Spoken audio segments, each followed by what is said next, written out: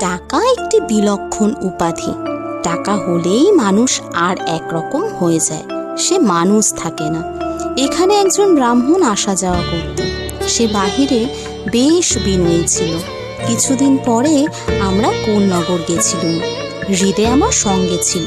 নৌকা থেকে যেই নামছি দেখি সেই ব্রাহ্মণ গঙ্গার ধারে বসে আছে, বোধহয় হাওয়া খাচ্ছিল। আমাদের দেখে বলছে, কি ঠাকুর, বলি আছো কেমন? তার কথা স্বর শুনে আমি হৃদয়কে বললাম, ওরে হৃদয়, এ লোকটার টাকা হয়েছে, তাই এই রকম কথা। হৃদয় হাসতে লাগলো। একটা ব্যাঙের একটা টাকা ছিল, গর্তে তার টাকাটি ছিল। একটি হাতি সেই গর্ত ডিঙিয়ে গেছিল।